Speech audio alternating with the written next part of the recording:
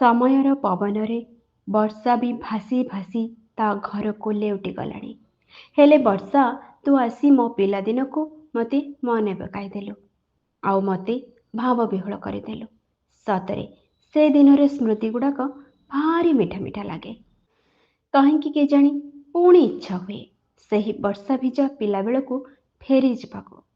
ଯଦି ସମୟ ମୋ ପିଲାବେଳ ଫେରାଇବା ପାଇଁ ମୋ ସହ ଚୁକ୍ତି କରନ୍ତା, ତେବେ ତାର ସବୁ ସର୍ତ୍ତରେ ମୁଁ ରାଜି ହୋଇଯାଆନ୍ତି। ମୋ ବୟସର ମଧ୍ୟାହ୍ନ ବିନିମୟରେ ମୋ ପିଲାବେଳକୁ ଫେରେଇ ଦେରେ ସମୟ। ମୋ ବର୍ଷା ଭିଜା ଗାଁର ସୌନ୍ଦର୍ଯ୍ୟ, ମେଘୁଆ ପାଗ, ହାଲକା ଅନ୍ଧାରିଆ ଆକାଶ, ପୁଣି ସନ୍ଧ୍ୟାବେଳେ ଚାଳ ଛପର ତଳୁ ଖୋଲା ଆକାଶକୁ ଉଠୁଥିବା ଚୁଲି ମୁଣ୍ଡର ଧୂଆଁ। ମୁଢ଼ି ବେଲାରେ ଟିକେ ସୋରିଷ ତେଲ, ରସୁଣ 2-4 ପାଖୁଡ଼ାକୁ ସରୁ ସରୁ କଞ୍ଚା ପିଆଜର ଯୋଡ଼ି, ଆଉ ତା ସାଙ୍ଗକୁ ଗୋଟିଏ କଞ୍ଚା ଲଙ୍କା, ପୁଣି ବାପାଙ୍କ ହାତ ତିଆରି ନିମିକ୍ ଆଉ ସେଉ ଥିଲେ ପୁରା ଘରର ସନ୍ଧ୍ୟା ଆସରଟା ଜମିଯାଏ। ଟିପି ଟିପି ବର୍ଷା ପଡ଼ୁଥାଏ, ଆଉ ସନ୍ଧ୍ୟା ସମୟରେ ମା ହାତରେ ଝୁଣା ଦୀପ ଆଉ ଧୂପର ବାସ୍ନା ମନକୁ ଆଧ୍ୟାତ୍ମିକ କରିଦିଏ। ଭାରି ସୁନ୍ଦର ଲାଗେ। ଆମର କାମ କିଛି ବି ନଥାଏ, ଖାଲି ଖାଇବା ଆଉ ପାଠ ପଢ଼ିବା।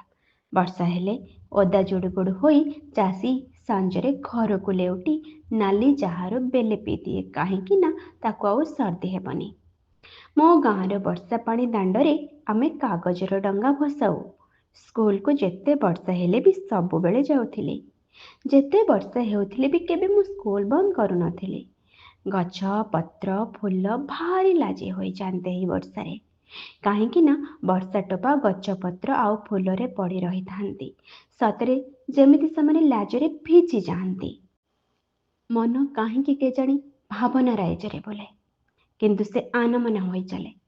କେବେ ତାକୁ ବର୍ଷା ଟାଣି ନିଏ, ତ କେବେ ମେଘୁଆ ଆକାଶରେ ମୌସୁମୀ ବାହାର ମନ୍ଦ ମନ୍ଦ ଛୁଆଁରେ ହଜିଯାଏ, ତ କେବେ ଧାରାଶି ରାବଣ ଗାଢ଼ ରାତିରେ ବେଙ୍ଗୁଲି ନାନୀମାନଙ୍କର କେଁକଟର ଶବ୍ଦ ନିସ୍ତବ୍ଧ ରାତିର ନିଦକୁ ଭାଙ୍ଗୁଥାଏ।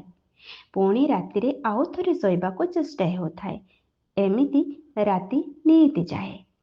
ସବୁଠୁ ଭଲ ଲାଗେ କ'ଣ ଜାଣିଛନ୍ତି? ଯେତେବେଳେ ପୂର୍ଣ୍ଣିମା ରାତିରେ ବର୍ଷା କମିବା ପରେ ସଫା ଜହ୍ନ ଆଲୁଅ ବର୍ଷା ଟୋପା ପଡ଼ିଥିବା ଗଛର ପତ୍ର ଉପରେ ପଡ଼େ। ସେତେବେଳେ ହୀରା ମୋତି ପରି ଝଟକୁଥାଏ ସେହି ବର୍ଷା ଜଳବିନ୍ଦୁ।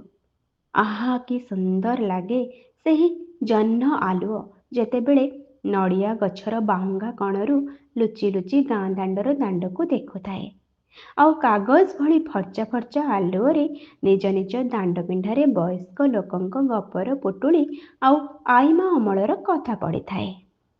ଆଉ ଆମକୁ ଶୁଣିବାକୁ ଭାରି ଭଲ ଲାଗେ।